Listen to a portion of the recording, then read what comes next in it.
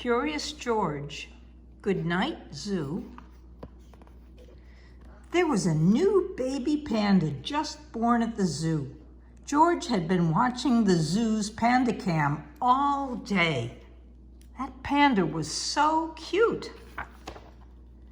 You know, the zoo's right down the block, the man with the yellow hat told George. You can go see the panda for your... But before the man could finish, George was gone. George got to the zoo and had one thing on his mind: baby panda, baby panda. But there were so many different paths at the zoo.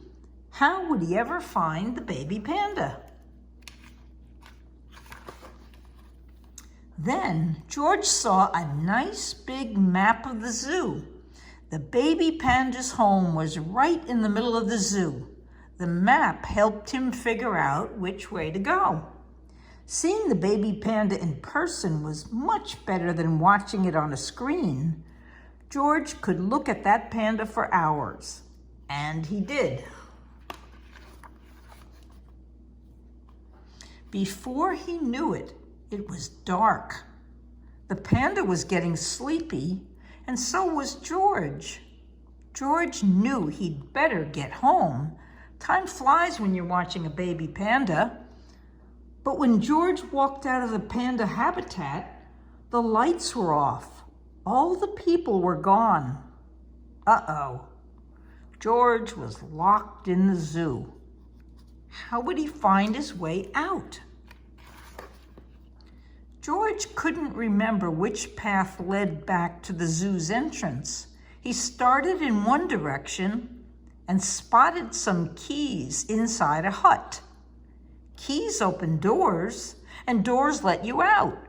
All George had to do now was find the right door to get out of the zoo. But there were lots of doors at the zoo. George tried door after door.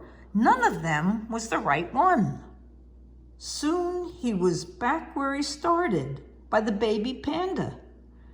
And so were the rest of the animals. George must have forgotten to lock all those doors he opened. What fun! George thought this was what all zoos should be like. That is, until he realized that all the animals were waking the baby panda. George knew what to do. He had to put all the animals back. He went as quickly as he could. But none of the animals seemed happy. Maybe meerkats didn't live on ice. And those giraffes were awfully tall for that small cave. Were orangutans supposed to be in water? George knew that different animals had different needs. He realized he had put the animals back in all the wrong places. George needed to get all the animals back to their correct habitats. The penguins lived on the ice, and the flamingos needed water. Luckily, George found an extra zoo map. Now he could easily see where all the animals lived. Meanwhile, the man with the yellow hat was at home waiting for George.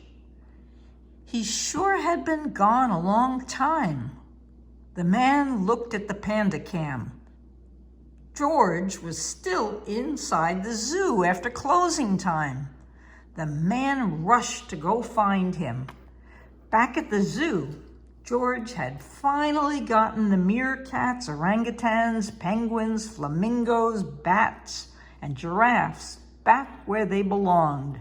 The animals were happy to be back in their own environments. Phew! Yes, George had gotten everyone home except himself.